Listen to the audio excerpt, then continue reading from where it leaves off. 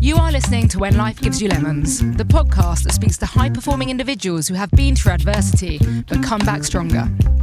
I'm your host, Emma Levy, a physiotherapist who has helped elite athletes on their way to Olympic success. This podcast was born following my own trauma when I was diagnosed with breast cancer at the age of just 36. Sat in the chemo chair, I set myself the goal of starting a podcast to explore resilience and the importance of mindset. During this Olympic special mini-series, I will be speaking to some of the Team GB athletes and support staff who will be travelling to Paris for the Olympics and Paralympic Games. We aim to delve into how it truly feels to represent your country, the training, the build-up, the pressures associated with that, and how these guys are preparing for the biggest stage in the sporting world. Today, I'm welcoming Adam Burgess to the podcast. Adam will be competing in the Canoe Slalom event in Paris. Adam is a multi-medalist on the international scene with 4 European Championship and 5 World Championship medals to his name. And more notable for me, he was the under-23 World Champion when I was their physio.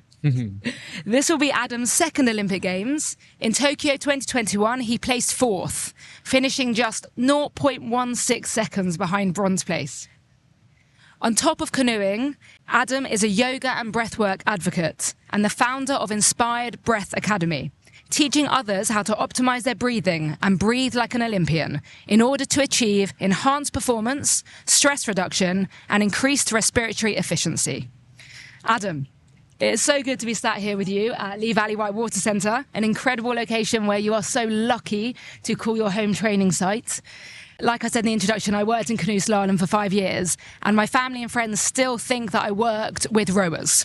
Yeah, we get that a lot. Yeah, so can you tell our listeners what Canoe Slalom is and what C1 specifically is that you're going to be doing in Paris? Cool, yeah. Canoe Slalom, to try and put it simply, we race from top to bottom of a whitewater river, and we have to navigate our way around a series of gates. We've got green gates and red gates. Green ones we go through in a downstream direction. Red ones we go through in an upstream direction.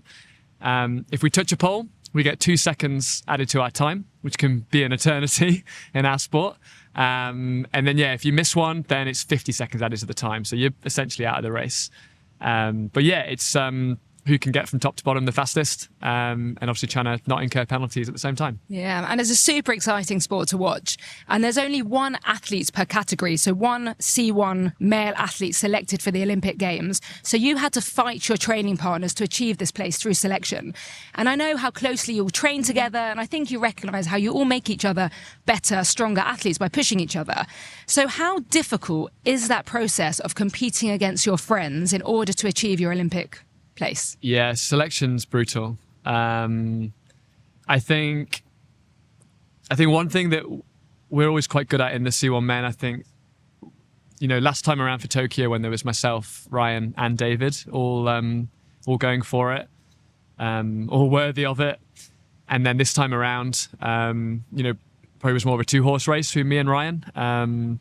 David obviously retired. I think, we had the respect for each other.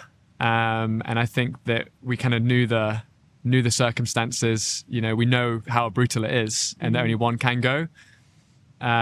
We know there's strength in training with each other. At the end of the day, we're trying to beat the other nations as well. So we just try not to let it come between us. And I feel like I've got a good relationship with Ryan. It was super hard fought last year, and certainly could have gone either way again. And I just feel very fortunate to be able to go represent us in Paris. I've always thought how hard that must be. Another difficult aspect of your sport is you moved to London from Staffordshire. I think it was after London 2012 Home Olympic Games, wasn't it? Because this became the home training site when the programme moved here. But how was that struggle? Because you were very young, you left your family, you had very low income, you had to pay London rental prices. And I don't think the British public necessarily understands the struggles that Team GB lottery-funded athletes do face. Yeah. And financially, that can be quite difficult, can't it? It's tough. I lived in Nottingham for 5 or 6 years before coming here as well. So I actually left home at 16 to go and pursue the sport there first. Did you move to Nottingham alone at 16 then? I did. For the first couple of years, though, I was with like a host family who were brilliant. And I guess that kind of eased the transition into like living alone or like with athletes. And then, yeah, I've been down here for 10 years now, which is nuts. That blows my mind a little bit. But no, certainly I remember moving down here and like rent like tripling. Obviously, our funding doesn't change based on where we live. I mean, the difficult thing with Canoe Slalom is that we have to we get our equipment as well, which is really expensive. So yeah, it's tight. And it was for a few years. I think I'd struggle to deal with that at my age now. I think when I'm younger, early 20s, you can kind of make it work. You can live a little bit like students. I've had little part-time jobs on the side to make it manageable. Certainly when I moved down here, I used to do some photography for the whitewater rafting. Yeah. And that's kind of how I supported myself. And then, really fortunate that when I got selected for Tokyo, JCB joined my project. This kind of helped me just to be full-time since then. So they're now a main sponsor, which means you don't have to do any part-time jobs. Yeah, exactly. Yeah. But it just shows everyone how difficult it is for you guys, that you're full-time athletes and the majority of you do need to get money in from elsewhere because you just don't get enough to even live, do you? Yeah, it's like it's the private sponsorship or work route. And to be honest, I don't think it's such a bad thing to have to work a little bit. I think it's... Is this not hard work enough? Well, more just like to keep a kind of foot in the real world a little bit as well. Like, we do live in a bit of a bubble. We're extremely lucky to be able to do what we do. We received the National Lottery funding from UK Sport to get to go and essentially pursue our hobby, to try and be the best at it, right? I think it's important to understand that and have that perspective and appreciate how lucky we are. But I've seen it in sport that if you can almost kind of be too much in that bubble and not appreciate actually just how lucky we are. And I think it's good to work as well and just to get a sense of what the real world's like sometimes too. Yeah. So I remember when I came to work here, I was just telling you off camera how I was introduced to Adam as being a kind of free-spirited character. And I was told he used to always walk around barefoot, which wasn't great for his recovery. And he is barefoot today. Grounding. I'd argue it's good for my recovery. Well, there you go. So what I really want to ask you about now is how you've transitioned over the years, because you are now a big advocate of yoga and breathwork, aren't you? And this isn't common amongst Canoe Slalom athletes. So can you tell me how you got into these practices? Yeah, I think, so it was, the start of it would be whilst you were working here, actually. Yeah. So, I mean, you'll remember the injuries that I had. It was always, recurring stuff with my back, shoulders. And it was a shoulder injury in 2017, and it was you and Julie had pointed out to me that maybe I was breathing too much out of my upper chest. Yeah, I can still remember that session. And I remember telling my mum about it, and she was like, "You need to come to my yoga class." And I think, as an athlete, someone who does something like this as well, whitewater, high adrenaline, it was pretty far from what I thought I'd be into. But I tried it, found it really difficult, was very humbled by that room of yogis who are all so strong. And I think as an athlete, you do one or two things there. I think your ego takes a knock and you're like, this is rubbish. There's nothing in it for me. Or you go, wow, I've been humbled here. Maybe I can learn something.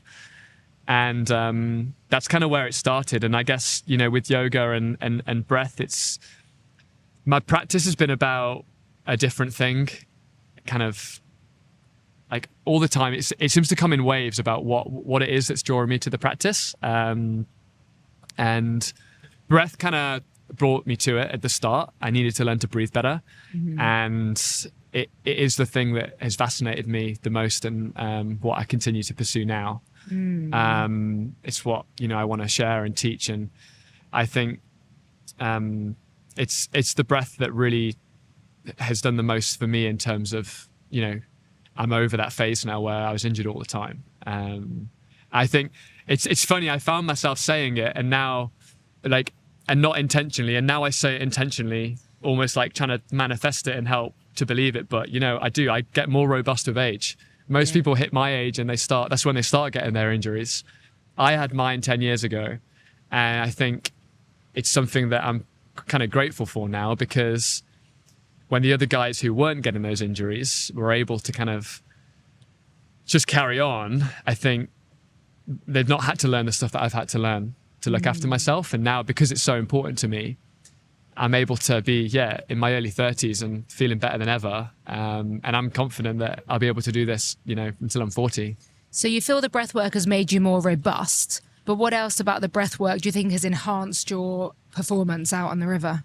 Yeah, I think the breath has helped me in a number of ways, like specifically in the sport. I think there's definitely like an overarching thing on just health generally. If I'm a healthier athlete, I'm probably going to be better.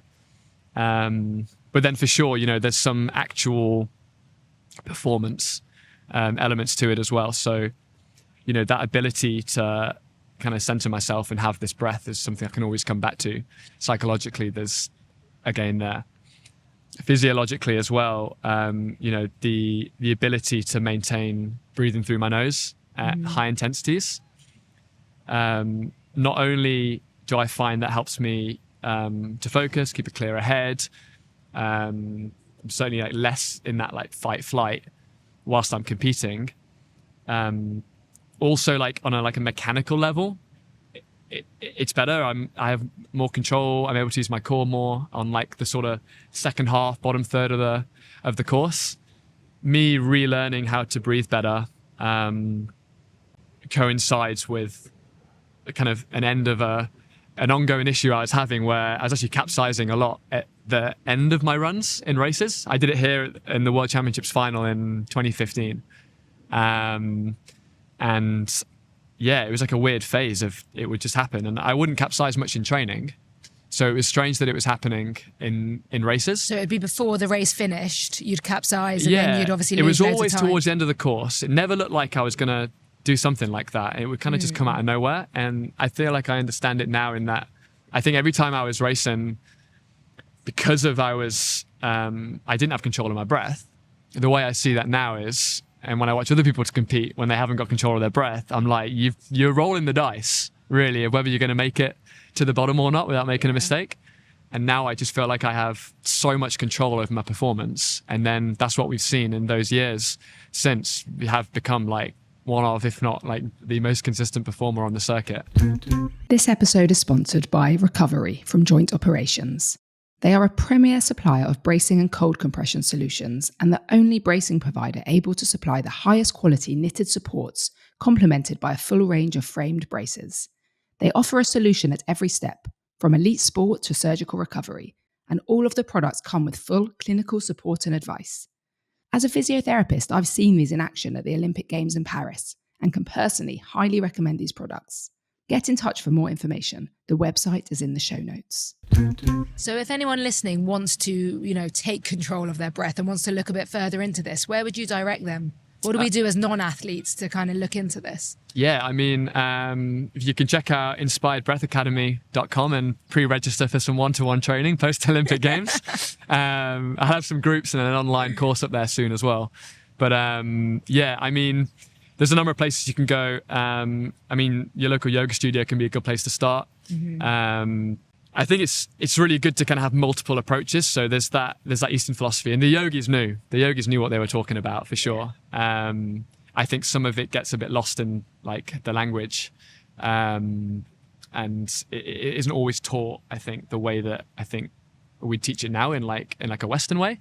But they got it, they understood it. The oxygen advantage can be a good place to start. So there's a book, there'll be podcasts and things like that around that. So heard good things about that book. So they teach something called Buteyko method, which was a scientist used this method to help people overcome asthma. And it focuses a lot around nasal breathing essentially, and restoring that function. What's your thoughts on Wim Hof? Wim Hof, yeah, I mean, obviously big personality. What he's done for, the breathwork space has been huge, and it's massive. And I think there is a place for the Wim Hof method. I don't think it's appropriate for many people though. And I don't think it's appropriate. It's not something you'd use like on a super regular basis, I feel. So I'm more about the kind of lightness of breath, prioritizing, mechanics, and your chemistry. Some of the science didn't quite check out with what Wim talks about. But obviously big personality, and obviously his method combines with the cold and the ice baths as well, which you're also into that, aren't also you? a big fan of the cold. Again, like not for everyone. I think that it needs to be used wisely. And then, I think breath does have a place when you were talking ice baths and cold, in terms of breath control and, having control of your breath before you enter the ice, learning to go through the gears to like regain control and like kind of find peace in there, and overcome the stress. What is never, ever okay is Wim Hof breathing method in and around an ice bath or water. Super, super dangerous. That's one thing that I think the method kind of just falls down a little bit. They don't always make that distinction well enough. I think they're doing a better job of that now. So I didn't know about that until very recently, when I was hearing that a lot of people are doing like the Wim Hof breathing method in ice, thinking that they're linked together, and actually it's leading to lots of deaths. And I was listening to a podcast that was basically saying like the Wim Hof thing has got a bit cultish, and people are following him because of his big character, but actually it's super dangerous. Yeah, I mean, he's great, and both practices on their own are great. We'd use a sort of a Wim Hof breath. If someone's stuck in like a freeze response and they need to kind of actually upregulate a little bit, that would be an appropriate use of it.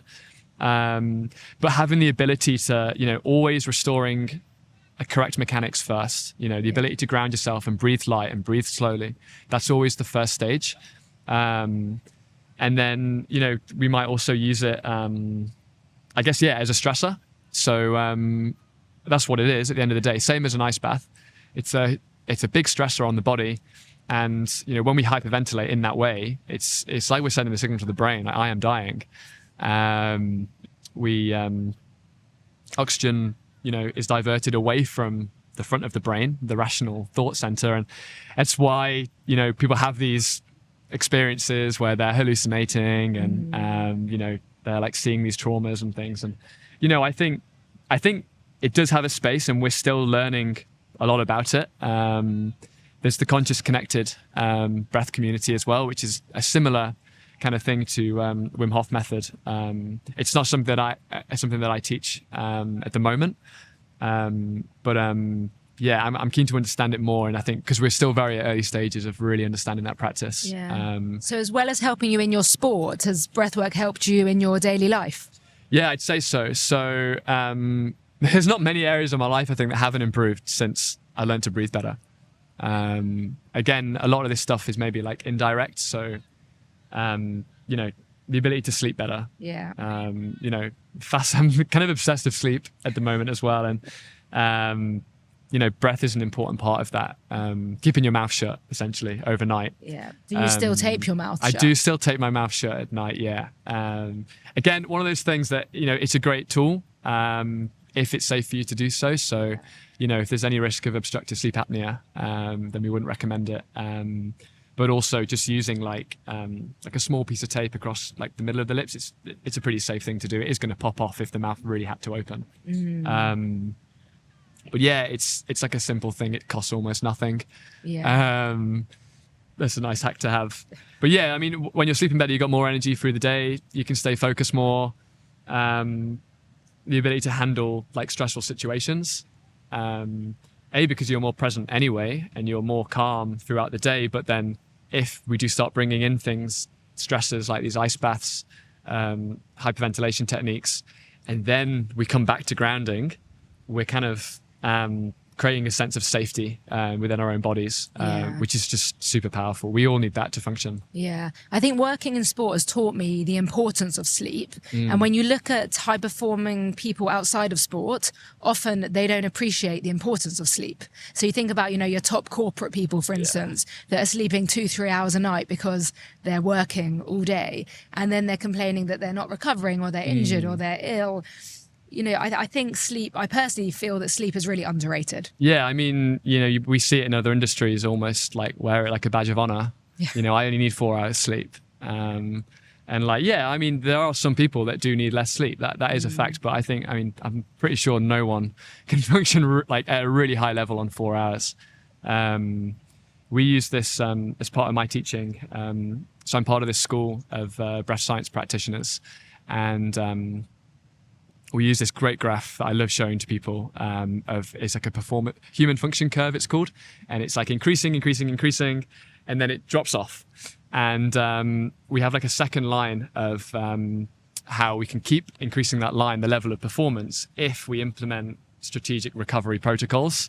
So things like napping during the day, things like yoga nidra, things like 10, 20 minutes of slow breathing. That's how you achieve really high level. It's not about keep going. More isn't always better. Yeah, like in the village in Paris, we're going to have sleep pods. So, cool. I didn't know that, actually. Yeah, we're going to have sleep cool. pods. So athletes and staff can take a little nap if required. Nice. Because it's, like you say, it's so important. Yeah, and it's not about work, because then you just burn out and you crash the other side. Yeah, exactly. I think, sometimes less is more. It was a big part of my Tokyo campaign. To be selected for it was that, I was going to try and be the best at rest. That was like my little tagline. It's still something I love to say and try and do, because I think at this level, it's super hard to outwork people. Yeah. We've all got access to the same kind of technology and information now. Everyone's working hard. I mean, working hard just gets you on the start line. I think if you want to be a winner, you need to outrest people. Yeah, I like it. You mentioned Tokyo, there. In Tokyo, you finished 4th. Yeah. Just 0.16 off of a medal. I always think 4th is just the worst place to finish.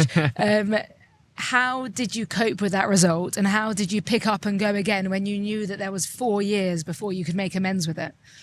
Yeah, I mean, it's undoubtedly it's a tough place to finish in any competition. I was at a UK Sport conference recently, and the speaker before me said that how we had a lot of 4th and 5th place finishes at World Championships and games, and how that's still better than like 8th. I was like, oh, yeah, thanks. It is. It's better than 8th. It's better than 5th, 6th, and 7th as well. So yeah, there was like obviously an element of like, bittersweet, very close, but what makes it a little bit easier was I wasn't, completely satisfied with my performance there in the final. It probably would have felt a bit like a soft medal, I think, if I had snuck on. Okay. It was a really difficult day in Tokyo, really hard course. We were the first category to race on it. And yeah, like not many of us really performed to our level in that final. So, that certainly made it easier. Like on another day, that same run could have been 8th, essentially. So that made it easier for me. And I think, a little bit like what we talked about earlier with just kind of having that perspective about how lucky we are that we get to do this. Understanding that, we're fortunate not to be in the real world, I guess, with a real job. I just go canoeing every day. And I think, it's a big part of my why is about just trying to kind of maintain this. I'm happy as long as I'm paddling every day, as long as I feel like I'm still improving, and that when I sit on that start line, I'm good enough to win. Yeah. If I have my day, then I'll keep doing it. So yeah, I mean, it was easy to come back. I received some advice before the games to make sure I took a break afterwards, and to only start again, only like come back when you feel like real ready and you got that fire. And I sat out one of the races. It's probably a couple of months after Tokyo. There's a World Cup in France, and I was watching the live stream at home, and the lads I normally race against, like a few of them were there competing in that final, and I was just like, God, I want to be there. And that was it. That was my moment. It was like, cool, well, we start again tomorrow. And I was so excited to get back in a boat. And it felt like I had a lot of momentum going into that season after the games, and was just excited to try and get selected again. And yeah, the added pressure this time was to try and do it so my family could come this time. Yeah. Obviously, gutted that they missed out last time around. I heard Tokyo was difficult because there was no crowds, no family, no friends, very little atmosphere. Yeah. I mean, atmosphere-wise, it probably wasn't too dissimilar from a normal canoe slalom race. We don't tend to attract huge crowds. And like, by the time you've got athletes on the bank and coaches and support staff, volunteers, there was probably a normal amount of people for us. But no, I love an opportunity to race in front of people. Love it when we do get a big crowd in. So yeah, grandstands have gone up in Paris. It looks amazing. And I think, yeah, I mean, like I have like a goal really, like one of my aims is that I'm smiling on the start line and I'm smiling at the finish line. Yeah. And I think in canoe slalom, because it is one of those sports where it's very much on the day, we just have to stay absolutely present in the moment and be adaptable if we want to perform. And yeah, I think to lead from a place of like joy is super powerful, and that's hopefully going to bring out my best. I was listening to the High Performers podcast, and Damien, the clever guy, he was saying basically very similar in that it's so important to appreciate the enjoyment of what you do every day. And it's not just about where you finish. Yeah. And actually that place where you finish, it doesn't matter if you've enjoyed every day of the process. And if, like you said, it aligns with your values and it's answering your why, etc. So, and then from that process, I imagine then the champions are born. Yeah, exactly. And I think the interesting thing about the Olympics is, so we kind of had this experience last year where everything counted for us for selection. And I think because going into the season, on paper, I was the strongest boat, it was difficult to not fall into the trap of it feeling like I had something to lose.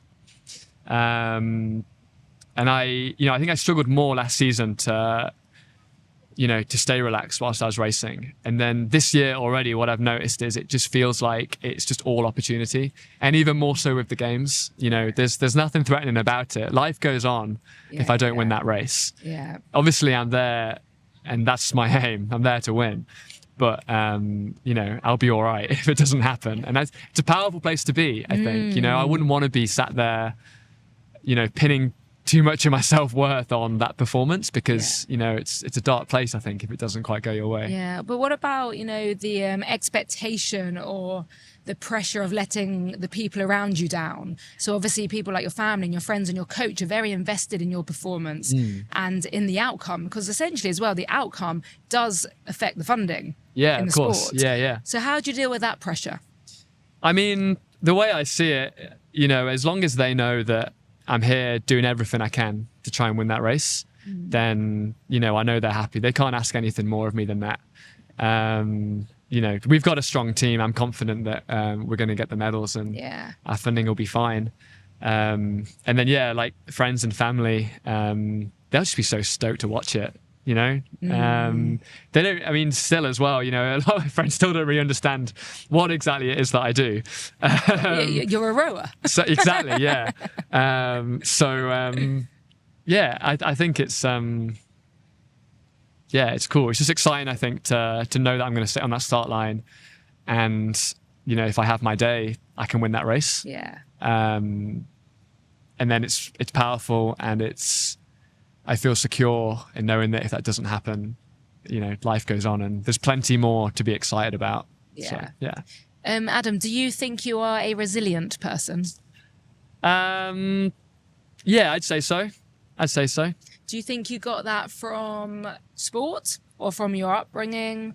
100% from sport. Yeah. I think every child should do sport, and I think everyone should do, to some degree, some kind of competitive sport. I think you're learning so much, like all the time. I think particularly as kids.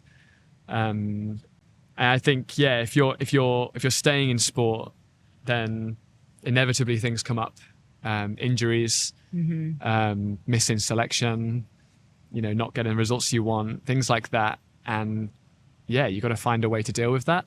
Yeah.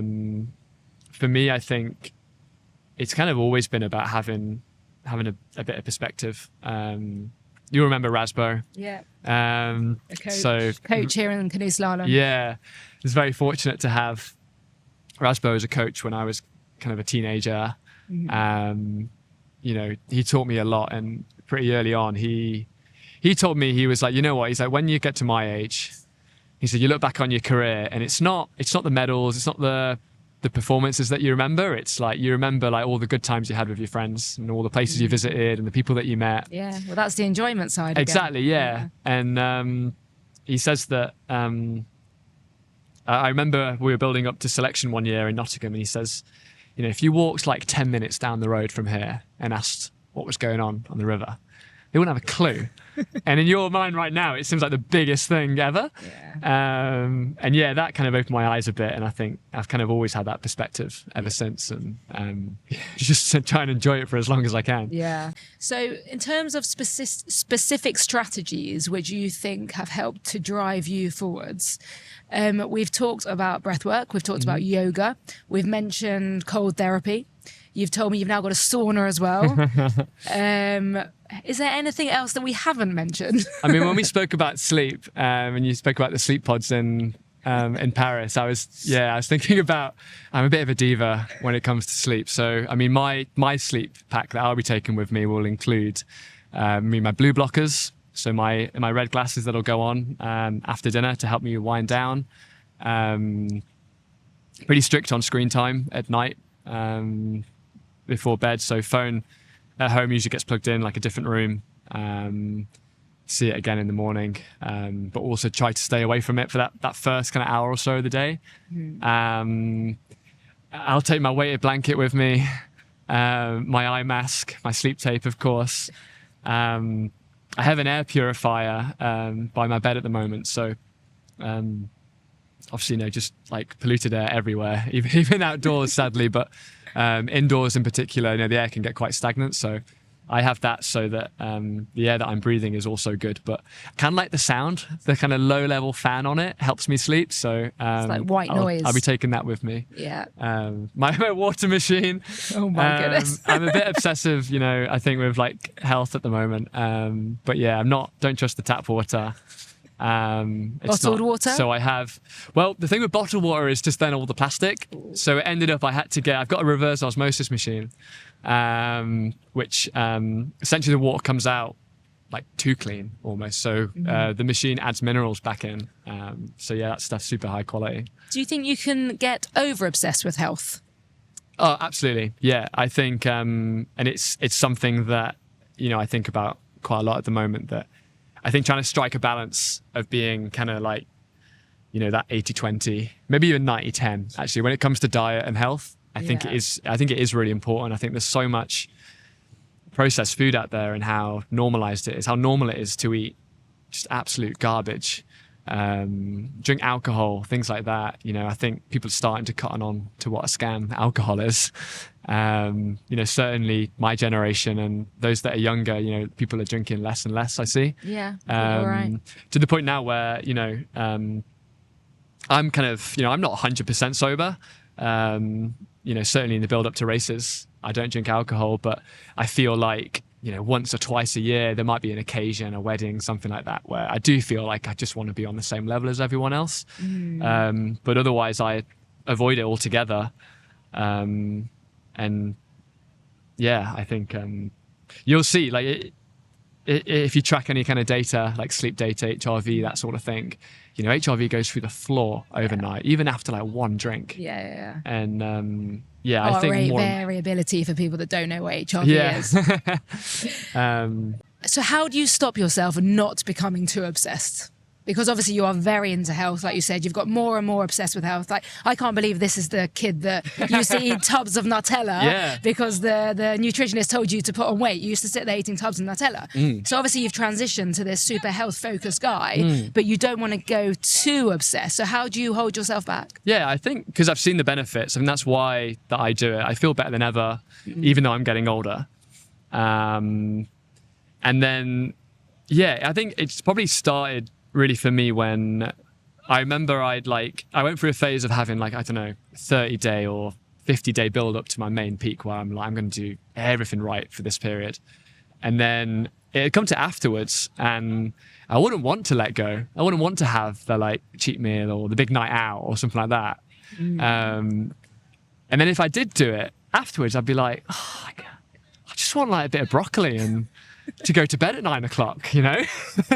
I think when you're used to feeling that good, to purposely put something in your body that isn't good for it, it just feels like nonsense to me now. And I mean, I think it's part of our duty on this earth as well. Obviously, you know, we're here to look after the planet, but like, you know, I think we need to appreciate that we're from nature as well, and you know, we've probably got a responsibility to look after us. Yeah. You know, if you're blessed enough to have a healthy body, then you know you should treat it with respect and try and maintain it for as long as you can. Yeah, no, thank you, Adam. Final question. If you could go back in time to when things have been really tough, you know, throughout your whole kind of canoe history, when you've had things that haven't gone the way you've wanted them to go, what do you wish you could have told yourself as you were going through that hard time? I think if I'd have told myself, you know, around that time that you were here, I guess, sort of, you know, 2013 to 15 to 17 even era, where I was getting a lot of injuries. I think if I could have told myself then that, you know, you're going to be a double Olympian, at least. I'm not retiring yet. I'm not sure I'd have believed you, actually, but I'd have, you know, I think it would have helped me to stay positive through it. Because, being injured, I think, is one of the toughest things as an athlete. And, we got through it. So, that's it. Incredible. Thank you. I was just going to say on that as well, I think that was probably the only stage where I didn't believe it.